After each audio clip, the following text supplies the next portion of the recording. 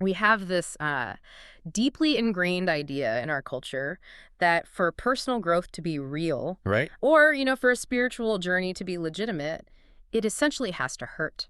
Yeah, absolutely. Like, if you picture the ultimate path to enlightenment, you probably imagine something incredibly grueling, the ascetic starving on a freezing mountaintop, right? Definitely. The martyr archetype. Exactly. Yeah. We think that if you aren't suffering, if you aren't giving up everything you love, you aren't actually evolving. But what if that is completely backwards? That's a huge question. What if the ultimate test of your spiritual maturity isn't, how much pain you can endure in the dark, but whether you can sit through a beautiful sunset without feeling guilty? Well, it's a profound paradox Mm. because almost every pervasive narrative we have, like I mentioned, the warrior, the martyr, they all tell us that the physical world and our physical pleasures are obstacles. Just traps, basically. Right, traps to be overcome. Yeah. So to suggest that joy could actually be the vehicle for enlightenment feels almost scandalous. It really does. Welcome to our deep dive. Today, our mission is to explore the hidden ancient philosophy surrounding the tribe of Asher, pulled from comprehensive historical and esoteric research on the 12 tribes of Israel. Yeah, and it's a fascinating one. For anyone who has ever felt that personal development is just this punishing marathon of self-deprivation, we are looking at a radical alternative today. We are exploring a framework where beauty, abundance, and pleasure aren't distractions from a meaningful life. They are the actual path to it. They are the work itself. Exactly. And by the time we finish this deep dive, you might look at your next good meal or a quiet moment of peace as a profound opportunity for growth. I mean, to really grasp how radical this is, we have to start with the literal historical foundation. Because before Asher became this massive esoteric symbol, Asher was a very real historical entity. Right, an actual person. Right. He was the 8th son of the biblical patriarch Jacob, born to Zilpah, Leah's maidservant. And right out of the gate, his destiny is sort of coded into his name. Which is pretty common in antiquity, yeah. It's very common. The Hebrew root ashar literally translates to happy or blessed. Which is, a heavy expectation to put on a kid. Oh, for sure. But it seems like they actually lived up to it, at least geographically. When you look at where the tribe of Asher eventually settled in northern Canaan, so bordering the Mediterranean Sea in parts of modern-day Lebanon, it was just absolute prime real estate. Oh, gorgeous land. Right. They had vineyards, sweeping agricultural wealth, and endless olive groves. They did. And that abundance was anticipated by 2 major historical blessings recorded back in antiquity. First, you have Jacob's deathbed blessing, where he decrees that Asher's bread will be fat and he shall yield royal dainties. Royal dainties, right. Yeah, and then, generations later, Moses delivers a blessing stating Asher will be the most favored of sons and that he will, quote, bathe his feet in oil. Okay, let's unpack this, because when you read the historical accounts, specifically looking at the Book of Judges, there is a glaring tension here. There is, yeah. Asher had all this wealth and this prime land, but they were absolutely not a military powerhouse. They are explicitly criticized for failing to drive out the Canaanites from their territory. They essentially just lived among them. They coexisted, basically. Right. So I have to ask, does this mean they were just passive? Like, were they just comfortable, wealthy farmers who avoided the hard, violent work of history while the other tribes fought all the bloody battles? What's fascinating here is how we interpret ancient historical records. It's very easy to look at a lack of military dominance and just call it weakness. Especially back then. Right, especially in Iron Age societies that heavily glorified conquest and expanding territory. If you don't swing a sword, history tends to call you a failure. Yeah, the winners write the history books. Exactly. But the underlying research suggests Asher's legacy is actually one of subtle strength. Their lack of aggression wasn't a flaw. It was the foundation of a completely different archetype. They didn't conquer. They sustained. Oh, wow. So while other tribes were the warriors, Asher was the logistics. They were the providers. Yeah, and providing is a form of immense power. It's just a quiet one. Their historical reality as agricultural providers, the ones literally growing the olives for the oil and baking the rich bread, eventually evolves into this incredibly sophisticated, esoteric concept of sustenance. Shifting from physical wealth to spiritual nourishment. You got it. It becomes a metaphor. But wait, isn't spiritual wealth sometimes just a very, convenient philosophy for people who already have physical wealth? Oh, it definitely can be. Right, because when we talk about Asher yielding royal dainties and bathing feet in oil, how do you prevent that from just becoming an excuse for unchecked hedonism? That is the exact trap. And it's why the esoteric interpretation of Asher is actually so rigorous. It introduces the concept of sacred delight. Sacred delight. Okay. Sacred delight argues that divine pleasure is a legitimate form of worship, but, and this is a big, but only when it is inextricably paired with gratitude and moderation. So not just indulgence for the sake of it. Exactly. Those royal dainties are not material indulgences. Esoteric traditions describe them as consecrated enjoyments, representing insight, compassion, and serenity. So the difference between hedonism and sacred delight is really the act of consecration. Yes, intention. I was trying to think of how to visualize a consecrated enjoyment in modern life for you listening. Sure. It's kind of like the difference between mindlessly eating a luxury chocolate bar while you are, doom scrolling through terrible news on your phone. We've all been there. Right. Versus taking a simple piece of French bread, sitting in complete silence, and eating it with profound, undivided attention. You're actually acknowledging the wheat, the sun that grew it, the baker's labor. That's it, exactly. In that first scenario, you are merely consuming. Yeah. But in the second, you're bringing focused intention to a physical act, which actually bridges the gap between material reality and your internal consciousness. You're literally transforming a snack into a sacrament. A snack into a sacrament. I love that. And that applies to the oil imagery, too. In ancient traditions, oil signifies anointing, healing, divine favor. The feet represent your path through life. Oh, I see. So to walk with feet dipped in oil means walking a path saturated in spiritual grace, moving smoothly, without unnecessary friction or conflict. And crucially, based on the research, the abundance of Asher is never hoarded. The bread and oil are always offered as hospitality, which makes sense because you can't be hospitable if you're guarding your wealth in a vault. Right, which completely dismantles that ascetic mountaintop idea we opened with. Asher teaches that to receive gratefully is just as sacred an act as to give generously. And frankly, human beings are often terrible at receiving. We really are. We feel so guilty. Constantly. We feel like if we haven't suffered or bled for a moment of peace, we haven't earned it. But if Asher's philosophy is so radically opposed to asceticism, I have to imagine it was pretty difficult to practice in a world obsessed with suffering and martyrdom. Oh, incredibly difficult. How did ancient people actually train themselves to do this without just becoming, selfish? Well, they formalized it. This archetype didn't just stay some vague philosophy. It was woven deeply into the structured rituals of ancient mystery schools. Like which ones? Specifically in traditions like Freemasonry and alchemy. Which seems like a wild leap, right? From Sure. ancient agriculture to secret societies. It sounds like a leap, yeah. But when you look at Freemasonry, the alignment is incredibly literal. The archetype of Asher maps directly onto the role of the steward in a Masonic lodge. Yes. And to understand why that matters, you have to understand the mechanics of a lodge. A Masonic lodge represents a place of labor, of building. Okay. But the steward is the officer specifically responsible for hospitality, for transitioning the brethren from labor to refreshment. Oh, interesting. They physically and psychologically shift the energy of the room from the exhaustion of the work to the sacredness of rest and fellowship. It is a direct continuation of Asher providing the royal dainties. And it goes higher than just the steward, too. The archetype of Asher also reflects the master of the lodge, specifically the concept of ruling in harmony and peace. Right. If you look at foundational Masonic writings, like Albert Pike's Morals and Dogma, beauty is explicitly identified as one of the 3 core pillars of Masonry, alongside wisdom and strength. Exactly. So Asher is basically that pillar of beauty made manifest. Because the pursuit of truth shouldn't just yield cold, hard facts. It should yield the inner illumination of joy. In higher degrees, like the Royal Arch, you see this culmination where the restoration of light isn't symbolized by a battle won, but by a return to a royal banquet of divine knowledge. Here's where it gets really interesting, though, because this framework isn't just about Masonic ritual.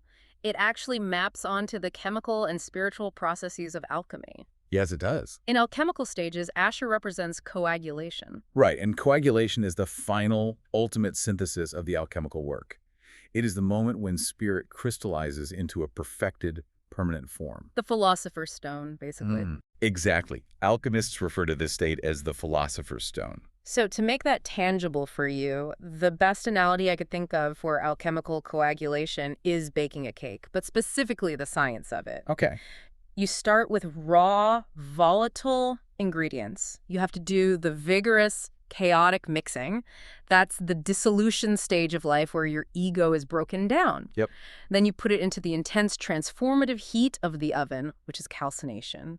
Those are the struggles of life, the burning away of impurities. The fire. Right. But Asher isn't the mixing bowl, and Asher certainly isn't the oven. Asher is the final, perfected, cooled cake. It's when those volatile elements are finally bound together into a lasting structure. It is joy that has been tested, refined, and transfigured. That is a crucial distinction. The joy of Asher is not naive. No. It is not the toxic positivity of someone who has never faced a hardship. It is the joy of someone who has gone through the alchemical fire and emerged whole. Which makes the joy earned, in a way. Exactly. And that ties perfectly back to Asher's oil. In esoteric traditions, oil, like the chrism of esoteric Christianity or the perfumed unguents of ancient rites, is the ultimate soothing agent. It heals the burns of the alchemical fire. It's essentially the antidote to the warrior sword. It is blessing without domination. That's the secret of the Philosopher's Stone. It is a quiet sovereignty. You aren't forcing your will on the outside world. You are ruling your own internal kingdom with absolute peace. So we have this internal alchemical process, this psychological mastery, but the research scales this way up. Oh, massive one. It doesn't just stay inside the individual. It maps this archetype directly onto broader cosmic and astrological blueprints. Right, because if a truth is universal, it has to reflect in the macrocosm just as much as the microcosm. If we look at the Kabbalistic tree of life, for instance, Asher isn't just one static point on the map. Right. Asher is associated with the entire tree in a state of harmonious flow. Meaning all the distinct, sometimes opposing forces are actually working together. Like you have the severity and strength of one pillar balancing the mercy and expansiveness of the other, resulting in the beauty of the center. Exactly. It isn't a static, dead perfection. It is a dynamic, ordered delight. When every path on the tree of life is balanced and flowing without blockage, the mundane becomes holy. Wow. The everyday banquet table actually becomes an altar. And astrologically, this translates incredibly clearly. Asher is linked directly to the zodiac sign of Libra, Yes. which makes perfect sense when you consider the mechanics of Libra. It's a cardinal air sign, and its ruling planet is Venus. And why does Venus matter here? Oh. Because Venus governs aesthetics, pleasure, and the harmonization of relationships. Libra is entirely focused on justice, but not punitive justice. Not retribution. Right, not retribution. It's focused on equilibrium. Which mirrors the olive oil, the rich bread, the peaceful communal life we saw in the historical tribe. When Libra energy is healthy and balanced, it relates to others without dependency. It appreciates beauty without vanity. Beauty without vanity is perhaps the hardest needle to thread in human psychology. It really is. It is savoring the wonders of life as a temporary offering to be experienced, rather than trying to possess them as property to hoard. Which brings up the actual tribal symbol of Asher, Huh? the olive tree. We all know the olive branch is the universal symbol for peace and diplomacy. But there was one geographic detail in this cosmic mapping section that really caught my eye. Oh, the placement. Yeah, in the physical layout of the tribes, Asher is placed in the northwest. And astrologically and symbolically, the northwest aligns with the setting sun. Right. Now, I have to push back on that imagery, because in Western culture, we almost exclusively view the setting sun as a negative thing. We do, yeah. It's the fading of light, the loss of relevance, growing old, the end of the story. How on earth does Asher flip the setting sun into a symbol of abundance? If we connect this to the bigger picture, we have to completely deprogram our fear of the dark. We have to stop looking at the sunset as a loss of light and recognize it as the completion of a cycle. The setting sun in this esoteric framework represents resolution. It is the golden hour of justice fulfilled. The golden hour. I love that. Think about the physical sensation at the end of a long, grueling day of labor. The tools are put away. The work is finally done. You sit down at a shared table with people you care about, and the sun dips below the horizon. Yeah, there's a piece to that. Exactly. That setting sun isn't a tragedy. It's a graceful close. It is the exact moment balance is restored and the reward is given. It's not the light dying, it's the universe inviting you to dinner. That is a beautifully accurate way to put it. But, you know, as intellectually stimulating as it is to talk about Kabbalistic maps and alchemical coagulation, how do you actually walk this path in your own daily life? Right. Practical application. Exactly. That brings us to the final, most practical concept we uncovered, the inner gate of Asher. The inner gate of sacred contentment. This is where the philosophy becomes a psychological tool you can actually use. The research states that this specific gate only opens when striving ceases, and one begins to receive with gratitude. And we must clarify the mechanism here, Yeah. because ceasing to strive absolutely does not mean giving up. Right. It is not a gate of passivity or laziness. The esoteric term for it is receptive power. Receptive power. To modern hustle culture ears, that sounds like a complete oxymoron. It really does, because we are relentlessly conditioned to believe that power is strictly active. Power is taking, building, conquering, doing. Pushing forward. Always. But receptive power is the profound psychological capacity to host joy without corruption. It is the ability to partake in immense abundance without instantly falling into greed or, the anxiety of losing it. So what does this all mean for you? Let's bring these massive, ancient concepts right down to the ground. The research poses some incredibly sharp, reflective questions that I want to ask you directly. Do you actually believe you are worthy of joy? That is the foundational hurdle. Most people really don't. Right, because if you secretly believe you aren't worthy of it, the moment joy arrives, you will sabotage it. You'll invent a problem. Exactly. You'll create a crisis just to feel the familiar comfort of struggle. So ask yourself, can you bless others from your own abundance without holding it over their heads? Can you receive a gift without guilt and share your wealth without pride? It's tough. It sounds so simple when we're just talking about it, but it is excruciatingly difficult in practice. This raises an important question about how we fundamentally define spiritual maturity. Asher teaches us that the path of growth can be soft, but it is still immensely powerful. Yeah. It is generous, but it requires deep internal discipline so that your generosity doesn't curdle into ego. We have to finally recognize that the divine is found in the song and the feast just as much as it is found in the fire and the storm. Perhaps even more so in the feast. You think? I do. The fire and the storm force your attention through adrenaline and survival instinct. You have no choice. The feast, however, requires you to actively choose mindfulness when you could so easily just slip into mindless consumption. The discipline of joy. Wow. So, to summarize the incredible arc of this journey, we started with a relatively minor historical tribe, a group of wealthy farmers in northern Canaan who got criticized by their own contemporaries for lacking military might and refusing to wage war. Right.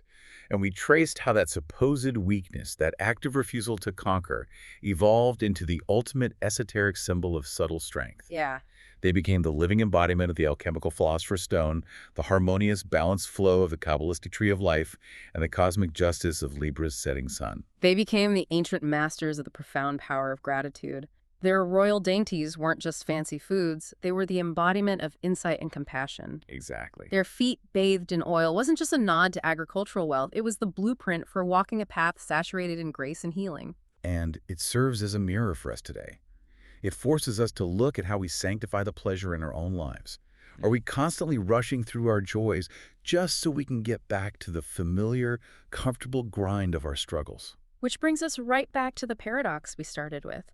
We are so accustomed to viewing our hardships, our grueling climbs up that freezing ascetic mountain, as our greatest and most legitimate teachers. We really are. We have this bias that the pain is the only thing that makes the lesson real. But what if, going forward, pain isn't the real test? I want to leave you with this final thought. What if your capacity to simply sit with a moment of uncorrupted, guilt-free joy, to eat the bread, watch the sunset, and just be deeply, profoundly contented without rushing to the next task or inventing a new problem to solve? Yeah. What if that is actually the ultimate test of your spiritual maturity? It is the hardest, most beautiful challenge there is. To walk the path of Asher is to anoint the world with gladness. And to finally realize that the feast was the lesson all along. Until next time.